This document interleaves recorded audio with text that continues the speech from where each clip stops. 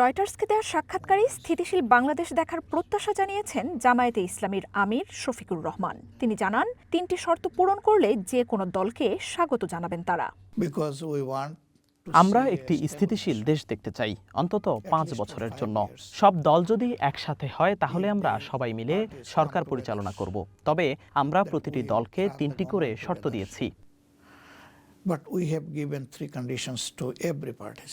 Number 1, party will remain free from corruption. প্রথমত, দলকে অবশ্যই দুর্নীতিমুক্ত হতে হবে। দুর্নীতির সাথে জড়িত লোকদের কোনো আশ্রয় বা তাদের প্রতি কোনো দুর্বলতা দেখানো যাবে না। দ্বিতীয়ত, সবার জন্য ন্যায় বিচার নিশ্চিত করা, কোনো ধরনের রাজনৈতিক হস্তক্ষেপ গ্রহণযোগ্য হবে না। তৃতীয়ত, জনগণের প্রত্যাশা পূর্ণ করা।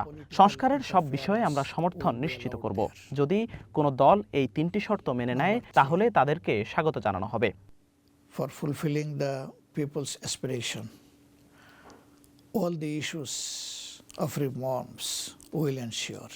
জামায়াত আমির জানান, কোন পরিস্থিতিতে কিভাবে ভারতের প্রতিনিধির সাথে বৈঠক হয়েছিল আর কেনই বা সেই তথ্য প্রকাশ করা হয়নি। শেখ হাসিনার অবস্থান যে বন্ধু ভারতের সাথে সম্পর্ক ব্যাহত করছে তাও উল্লেখ করেন এই নেতা। ইফাদ রোশে এক্সপার্ট মিক্সে আছে সবচেয়ে বেশি মশলার সংমিশ্রণ। ইফাদ রোশে এক্সপার্ট মিক্স মশলা। Definitely it's a matter of worry because India is our friend. অবশ্যই এটা উদ্বেগের বিষয়। ভারত আমাদের বন্ধু এবং কোনো অপরাধীকে প্রত্যর্পণে আমাদের দায়িত্ব রয়েছে। তবে ভারত তা করছে না। শেখ হাসিনাকে এরই মধ্যে আদালত দণ্ড দিয়েছে। তাই এটা বাংলাদেশ ও ভারতের উভয়ের জন্যই ভালো হবে। So it will be good for India and Bangladesh as well.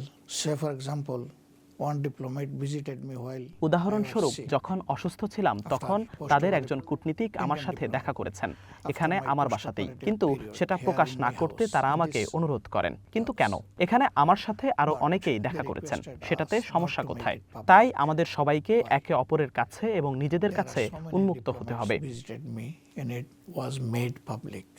রয়টার্সের প্রশ্নের জবাবে সব দেশের সাথেই সম্মানজনক ও ভারসাম্যপূর্ণ সম্পর্ক বজায় রাখার কথা বলেন শফিকুর রহমান।